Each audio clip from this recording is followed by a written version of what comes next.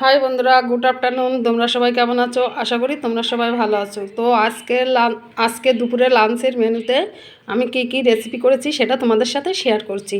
তো চলো দেখাই। ফার্স্টে এই যে গরম গরম এক হাঁড়ি ভাত, আর এই যে গরম গরম এক হাঁড়ি ভাত করেছি। এই জন্যই রাত্রে আর রান্না করব না, রাত্রে রান্না করতে ইচ্ছে করে না, এই জন্য এক হাঁড়ি ভাত করে নিয়েছি। গরম গরম এক হাঁড়ি ভাত।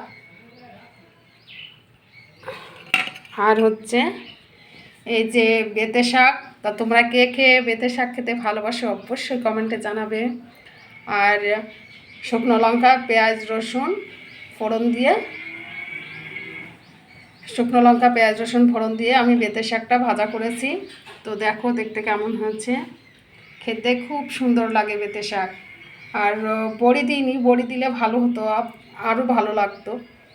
তো এবার দেখায়, এই যে দেখো দেশি সাদা মাখড়া বেগুন ভাজা, এই যে।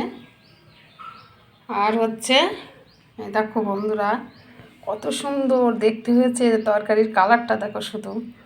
এই যে দেশি সিলভার মাছ তোমার দাদাভাই নিয়ে এসেছিলো বাজার থেকে। তো দেশি কিন্তু একটা জ্যান্ত পাইনি। সকালে বাজারে গেছিলো, যে দেখে যে জ্যান্ত মাছ নেই। তো এই সিলভারটা, আমরা বরফের মাছ খেতে ইচ্ছে করে না, খাই না, বেশিরভাগটাই জ্যান্ত মাছই খাওয়া পড়ে। তো আজকে নিয়ে চলে এসছে। তো আমি কাঁচকলা আলু দিয়ে আর টমেটো দিয়ে আদা জিরে আর শুকনো লঙ্কার গুঁড়ো দিয়ে কষিয়ে নিয়েছিলাম। আর টমেটো দিয়েছিলাম এতে। কাঁচকলাটা ভাজা হয়ে গেলে যখন কষাবো, টমেটো দিয়ে কষিয়ে আর কি জল ঢেলে দিয়েছিলাম। জল দিয়ে ফোটানোর পরে এই মাছটা দিয়ে কিছুক্ষণ ফুটিয়ে তারপরে গরম মশলা বাটা দিয়ে নামিয়ে ফেলেছি।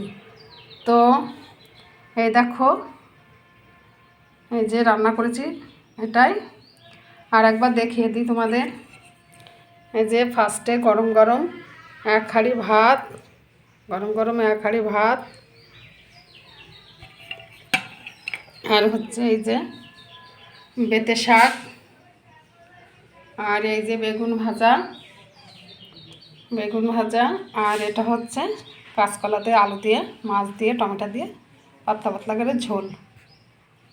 তো আজকে দুপুরের লাঞ্চের মেনুতে এই রেসিপিগুলোই ছিল। তো তোমাদের দেখতে কেমন হয়েছে, আর তোমরা কে কেমনভাবে রান্না করো সেটা কমেন্টে অবশ্যই জানাবে। আর কে কী খেতে ভালোবাসে সেটাও কমেন্টে জানাবে। আর ফলো করে পাশে থাকবে, সাপোর্ট করবে, লাইক কমেন্ট শেয়ার করে সবাইকে দেখার সুযোগ করে দেবে। এখনকার মতন ভিডিওটি এখানে রাখছি।